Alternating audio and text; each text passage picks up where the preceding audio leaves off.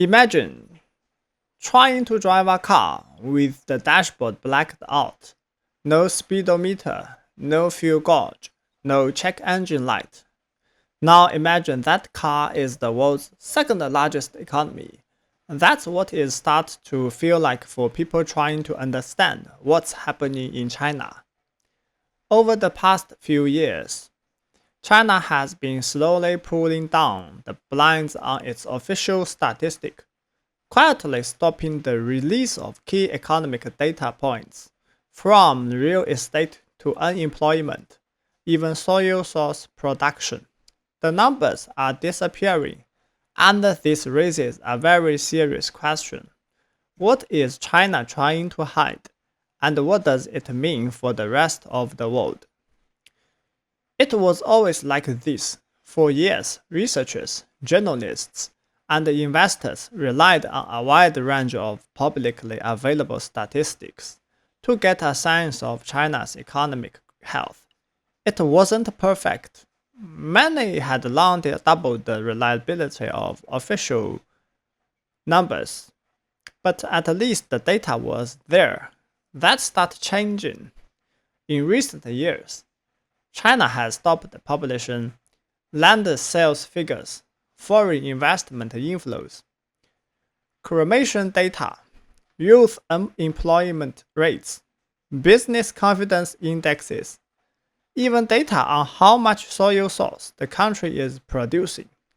According to an analysis by the Wall Street Journal, Chinese officials have stopped releasing hundreds of formerly public data points. What's more disturbing, in most cases, no reason was given, no explanation, no press release. The data just disappeared.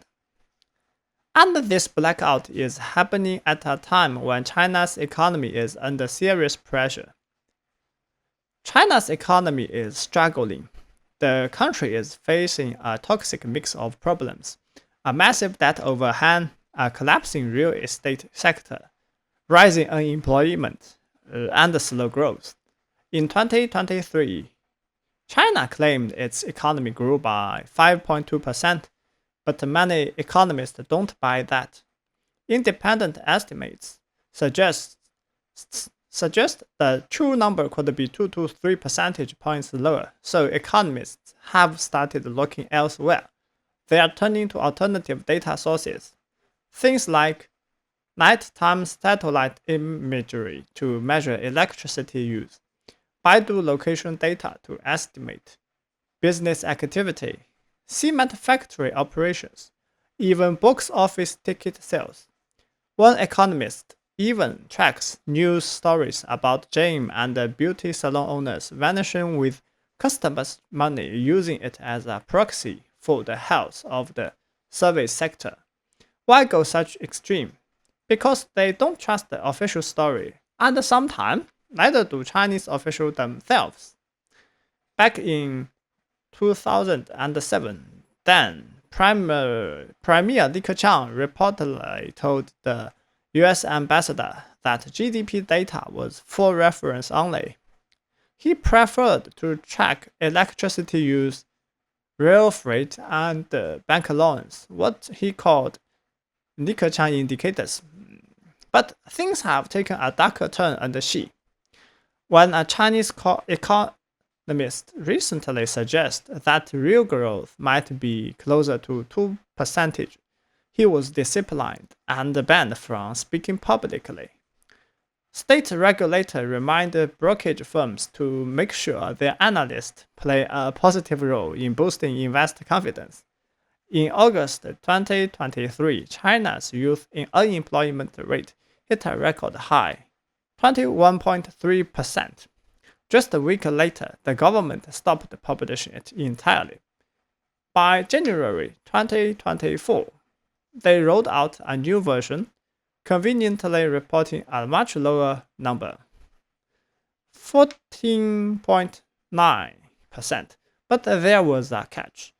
They excluded nearly 62 million full-time university students, which by international standards doesn't really make sense. Statistical definition around the world typically count and they were actively looking for a job as unemployed, whether they are a student or not. The pattern here is clear. When data makes the government look bad, it disappears. This isn't just about economic transparency, it's about narrative control. In 2022, a think tank published a report showing sky-high housing vacancy rates in major cities, higher than the US. That was a major red flag for overbuilding and a fragile property market. The report was retracted days later. The think tank apologized, citing data errors. Analysts believe they were pressured out to pull it. Shortly after, the land sales data vanished too, just as revenues from those sales were crashing and the local governments were struggling to stay solvent. And in 2024, as foreign investors pulled billions out of Chinese market, the Shanghai and the Shenzhen stock exchanges stopped polishing real-time foreign trade flows. Coincidence? Probably not. China's leaders want to project stability and confidence, but the growing lack of transparency is doing the exact opposite, especially for foreign investors. This has real consequences, not just for China but for the global economy. If foreign investors don't trust the data, they are less likely to invest. That means less capital, slower innovation, and more volatility. It also creates risks for global supply chains, trade relationships, and policy making. After all, how can countries make smart decisions about interest rates or trade policies when they don't know what's really going on in the world's second largest economy?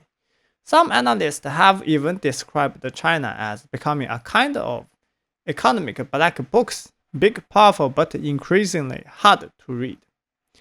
And while some private data providers still exist inside China, access is getting harder, especially for foreigners. Some data sets are now only accessible within the mainland, behind the legal and technical barrier. One economist told the Wall Street Journal that he now travels to Shenzhen on weekends just to download the data. So what do you do when a country starts erasing its own reflection in the mirror? For researchers, it means getting creative. For investors, it means staying cautious. And for the rest of us, it means recognizing that we are flying a little more blind in a world that's already full of turbulence. As China dashboard goes dark, we are all left wondering, not just what's happening now, but what might be coming next.